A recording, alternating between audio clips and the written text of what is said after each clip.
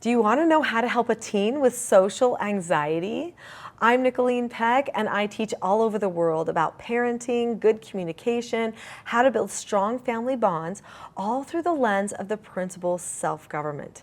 And in this video, we are talking about teens and social anxiety.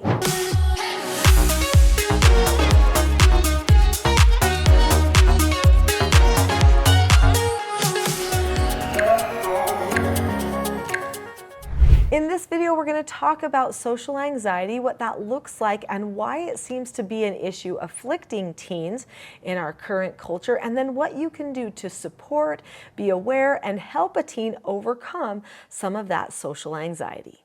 Right now, our society is talking about anxiety more than ever before.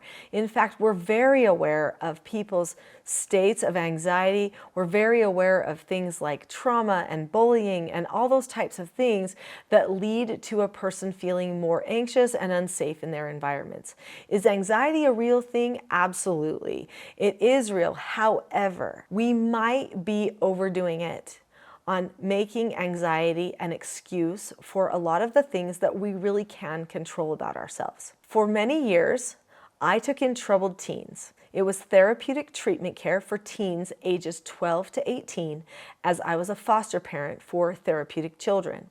I also raised 4 children of my own, and they're all in adulthood now, having children of their own. When I took these youth in to do foster care for them, every single one of them, except for one that I can remember, had anxiety. But here's the thing, every person actually has anxiety. There are things that make us worry, stress, get nervous. We sometimes develop anxiety over a relationship, or maybe over a schedule, or maybe over something that we feel like we need that we don't have. Every person can develop anxiety. Children have higher levels of anxiety because they're in a greater state of need. But what our society is doing right now is we are creating anxiety as an excuse for something all the time. So I happened to talk to a person the other day about their college wrestling experience. And this is what this young man shared with me. He said that in college, there was one person on the wrestling team who did not like waking up early. And so what he would do is he would just say, oh, I can't come, I need to have a mental health day. And that everybody in society was groomed to know that if somebody says mental health day, we can't argue with that, we can't penalize for that, we just have to leave it like it is.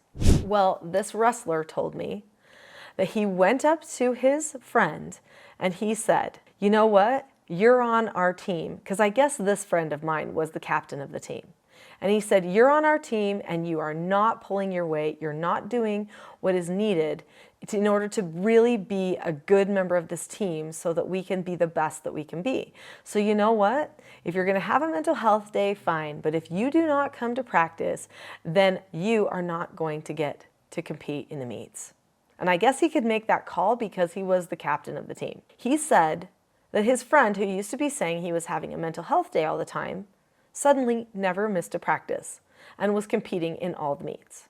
So we have to ask ourselves, what does that mean? Was he really having a mental health day? And was this friend just not considerate? Or was he using the mental health day thing as an excuse? I don't know, because I don't know that young man. But I do know that we have gotten our society to this place where people don't step out of their comfort zones, they don't step up, and they sometimes don't do hard things because of anxiety. So let's talk about social anxiety. When a person has social anxiety, that's when they're afraid to step up socially. They're afraid to be with large groups of people. They're afraid to communicate with new people or to make new friends. They're worried about how other people might think of them. They're worried about failing socially. They're worried about saying the wrong things to the wrong people and at the wrong times. Basically, what it means is they don't have the social skills that they need. That's basically what it means. Every single person experiences some social anxiety. As an adult who's even a very outgoing adult, when I am in a social group and I'm standing there by myself and I'm not talking to anybody and I see a whole bunch of other people around me talking, I feel a little twinge of social anxiety. Who doesn't? But then I just instruct myself to do something about it. I say, Nicholeen, go over and start talking to somebody. How about that person over there? Go over and introduce yourself. go talk to them. I instruct myself, and that makes a huge difference. Now, if you've already subscribed to this channel, you know that I love the skill following instructions. There are 4 basic skills of self-government. I've got children's books that teach those skills, and they are the centerpiece of the teaching self-government parenting approach. So those 4 basic skills are following instructions. That is the number 1 most important. Then accepting no answers and criticism, accepting consequences, and disagreeing appropriately.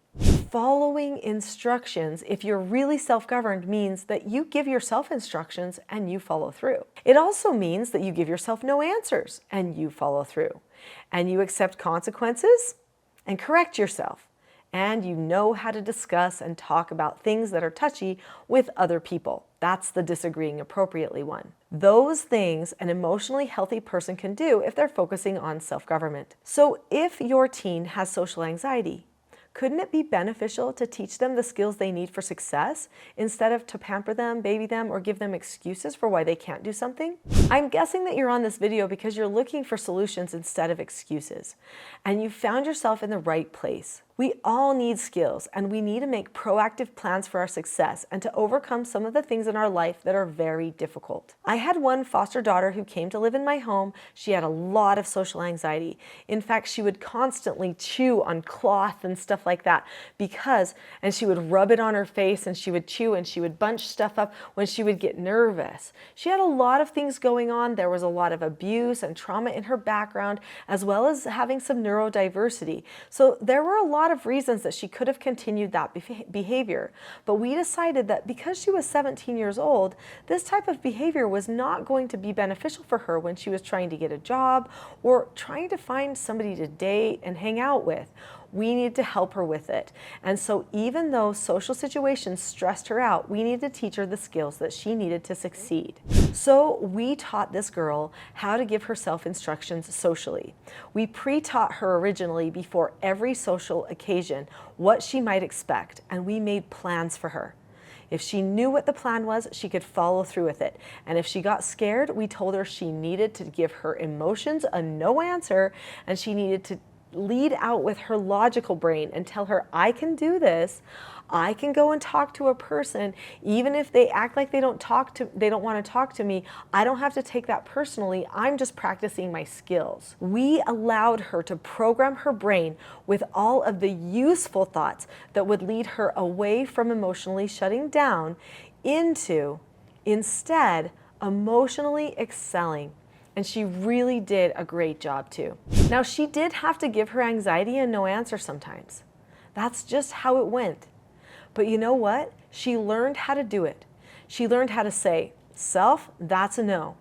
I have goals that go against this emotion that I'm feeling right now, and so I'm going to drop the subject about it. And she had to tell herself, drop the subject. And when she did, she was able to follow through. No matter who you are, whether you're a teen, whether you're young, whether you're an adult, you could experience social anxiety. There are many reasons why this is happening in our culture. I'm not going to go into those here, but I will say that our digital culture has a lot to do with it. We just aren't practicing the social skills like we used to. We aren't reaching out to other people, having conversations, and being vulnerable in our conversations. This makes us feel like we need to be in absolute control of everything that happens around us. This is completely a false idea of what life should be like. Nobody gets to be in control of everybody else and their surroundings, but we do get to be in control of ourselves. And when we are in control of ourselves, we find absolute freedom. If this video has been useful to you, then I'm pretty sure you'll enjoy the full-length class all about the expectations that trap us. It is called The Expectation Trap versus the Cycle for Success. Click on the link to that video now. I'll see you there.